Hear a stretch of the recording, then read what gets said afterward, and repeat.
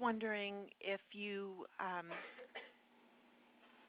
could talk about the direction that CBT has taken, if that is something, if the path that it has taken is something you anticipated, if cognitive behavior therapy has gone in the direction you hoped it would, and where do you see it going in the future? Yeah, that's a very good question. Okay, so let me go into the history a little bit. When I first started doing psychotherapy, I was in a VA hospital, and we would be interviewing patients, and we had a series of rules.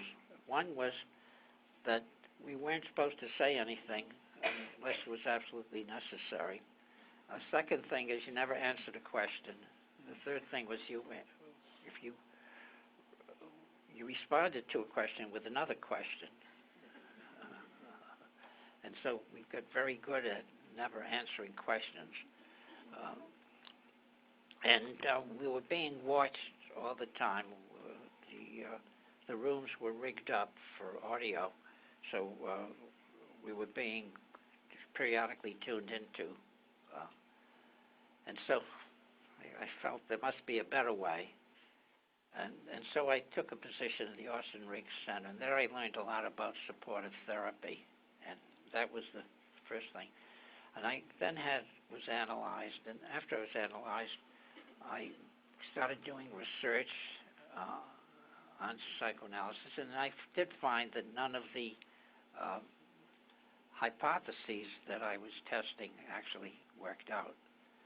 And so one of the discoveries I made was that in depression, instead of hostility being turned inward, that the big problem was the negative cognitive bias that you've heard about.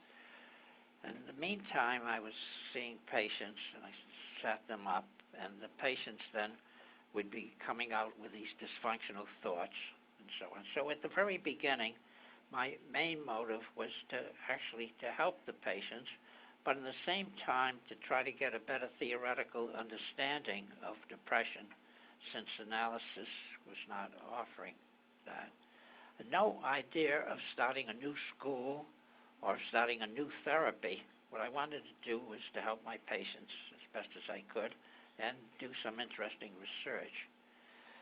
In the course of time, my patients who I could count on being in for 2 or 3 years or until they ran out of money started getting better. At the end of 8 or 10 or 12 weeks, they'd say, well, doctor, you've helped me a lot, but I'm finished. They're all better. In those days, we could get over depression 10 to 12 weeks. Nowadays, it takes much longer because we don't see patients who are fresh. So I then, since I ran out of patients, I was offered a full-time position at the university, and one of my jobs was to teach residents.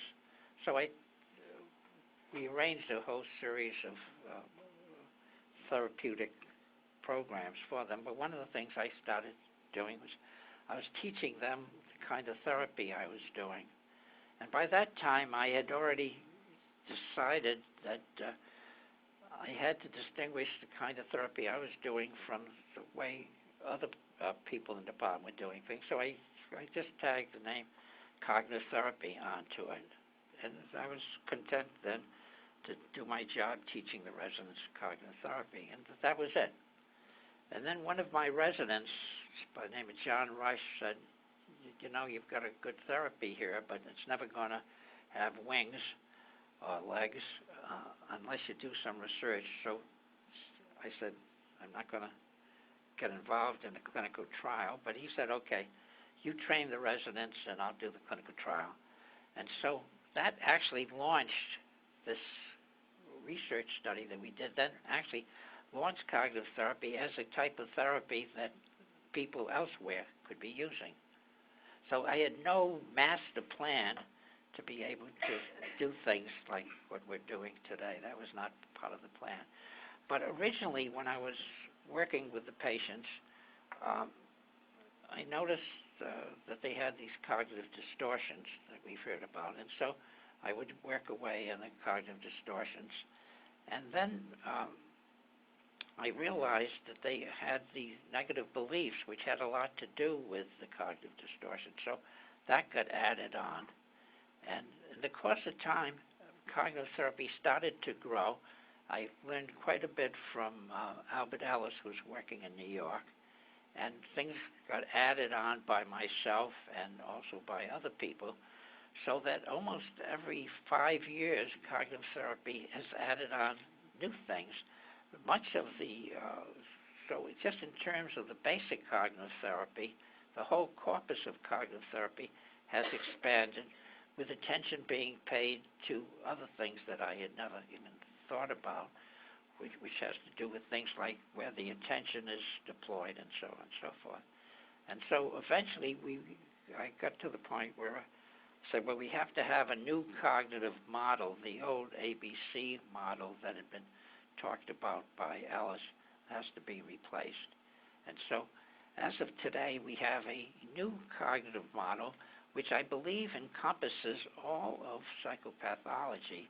There's a generic model, and on that generic model you can then specialize each aspect of the model to fit whatever disorder you're talking about. Now, where's it going to go from here?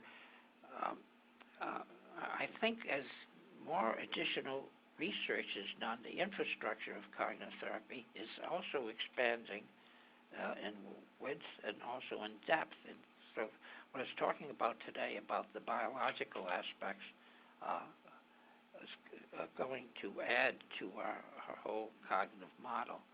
In addition to that, people who've been trained in, say, the basic cognitive therapy of depression have now expanded that to a whole range of disorders that I had never anticipated. So it's being used with PTSD, with hypochondriasis, with chronic fatigue syndrome, with schizophrenia, with OCD, which I never really was able to handle successfully myself, and so on. And I would say there's probably 30 or 40 disorders now where there is a discrete conceptualization. There is the theoretical infrastructure, and based on the theoretical infrastructure, there are some specialized techniques that can be used. So people often ask, well, what about the other therapies? And I say, well, there are some other techniques which have efficacy, and indeed, where indicated, we do borrow other techniques.